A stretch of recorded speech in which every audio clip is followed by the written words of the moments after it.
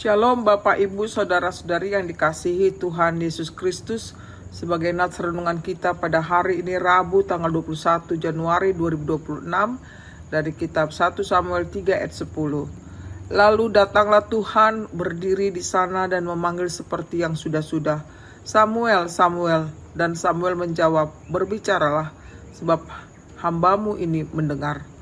Dungi ro muse ma Jahoba tidang disi jala jojo songon najolo o Samuel Samuel gabe didok si Samuel makuling maho ai manangi-nangi do naposomon.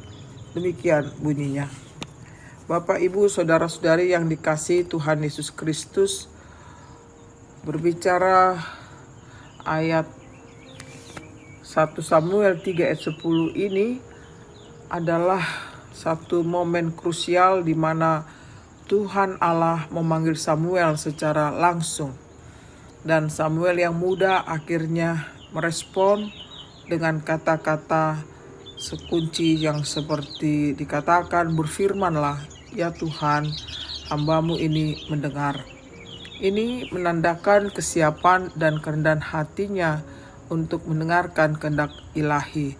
Setelah dia dibimbing oleh Eli untuk memahami bahwa Tuhan itu adalah suara Tuhan, bukan Eli, dan ini menjadi awal dari Samuel menerima wahyu kenabian, menunjukkan bahwa Tuhan bisa memakai siapa saja yang dekat dan bersedia mendengar, bukan hanya orang dewasa atau berpengalaman. Kalimat lalu datanglah Tuhan berdiri di sana, ini adalah suatu manifestasi kehadiran Tuhan yang nyata. Bukan sekedar suara biasa yang berdiri di dekat Samuel, namun ini menunjukkan perhatian pribadi Tuhan kepadanya.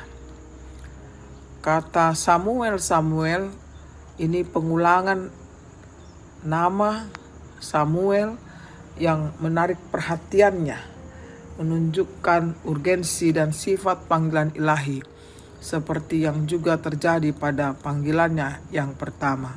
Kita bisa melihat di ayat 4-9. Demikian juga kalimat berfirman, ya Tuhan, hambamu ini mendengar.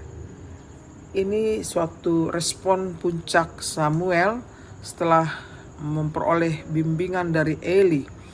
Ia menggeser panggilan dari, kita sebut Allah kecil, Allah menjadi Tuhan, Allah pencipta.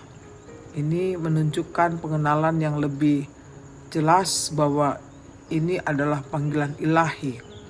Responnya ini adalah ungkapan kerendahan hati, kesediaan, dan ketaatan untuk mendengarkan. Pada awalnya Samuel mengira suara itu adalah Eli karena ia belum memiliki pengalaman mendengar suara Tuhan secara langsung. Ini menekankan bahwa Samuel belum mengenal Tuhan pada ayat sebelumnya, yaitu ayat 7. Dalam arti pengalaman personal dan nubuat, bukan berarti ia tidak tahu siapa Tuhan. Dan pembelajaran melalui bimbingan bahwa peran Eli sangat penting sebagai perantara, membimbing Samuel dari ketidakpahaman menjadi pemahaman akan panggilan Tuhan, menunjukkan pentingnya bimbingan rohani. Panggilan yang bersifat universal, ini suatu kisah yang menunjukkan bahwa Tuhan dapat memanggil siapa saja, bahwa seorang anak muda yang melayani di tabernakel, dan bahwa panggilannya membutuhkan respon yang siap sedia. Bapak Ibu Saudara-saudari, demikian juga dengan kita, bahwa Tuhan memanggil kita untuk dapat mengikuti Dia dengan sepenuh hati.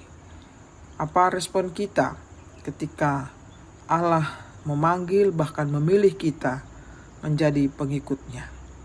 Tentu respon kita sebagaimana Samuel merespon agar berbicara Tuhan kepadanya dan dia siap mendengar. Demikian juga dengan kita. Kita dengar-dengaran akan firman-Nya, dan kita siap untuk melakukannya. Baiklah Bapak Ibu, tetaplah kita menjawab panggilan Tuhan kepada kita, dan tetaplah kita dengar-dengaran akan firman-Nya, karena itu adalah kehidupan bagi kita dari sekarang sampai selama-lamanya. Selamat beraktivitas, Tuhan memberkati kita semuanya. Amin.